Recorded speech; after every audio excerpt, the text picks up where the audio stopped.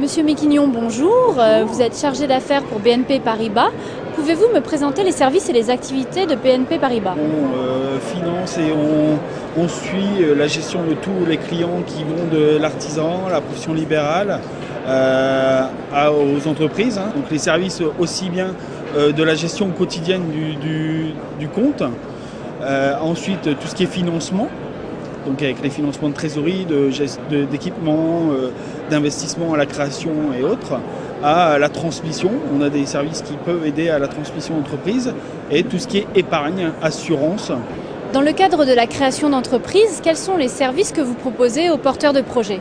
Au premier entretien, on interroge le client afin de savoir où il en est sur son projet, c'est-à-dire qu'il y a des étapes à respecter.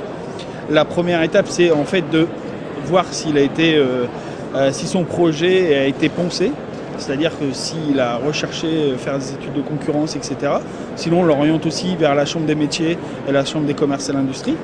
Voir les atouts de la personne, c'est-à-dire la personne propre au projet. Aussi sa situation générale, c'est-à-dire matrimoniale, familiale. Ensuite, on va lui conseiller de faire un prévisionnel, toujours aidé soit par un expert comptable, par un comptable, ou soit par la Chambre des métiers ou par la Chambre des commerces, pour leur permettre d'avoir des données propres par rapport à l'activité qu'ils envisagent. Et ensuite, de là, du prévisionnel, ils vont déterminer leur plan de financement afin de déterminer les subventions, les aides, les besoins en trésorerie, les besoins en équipement, déterminer le statut juridique afin qu'on leur réponde favorablement à leurs attentes.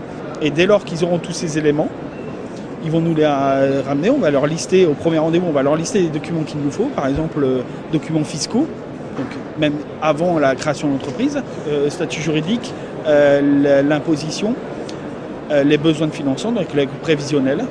Et dès lors, on va étudier le dossier. Et donc quels sont les critères que vous prenez en compte justement pour estimer un avis favorable ou défavorable sur un projet? La viabilité du projet, s'il a été bien étudié.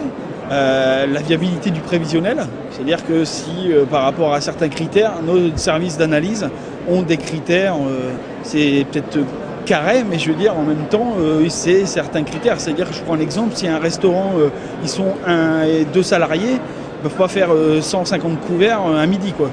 Il faut que ça soit viable et vrai, entre guillemets, que ça dégage de la réalité, il ressort de la réalité, le prévisionnel.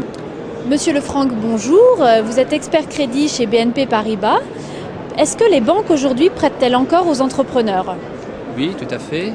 À mon sens, et depuis le début de l'année, il n'y a eu aucun frein concernant la délivrance de crédit.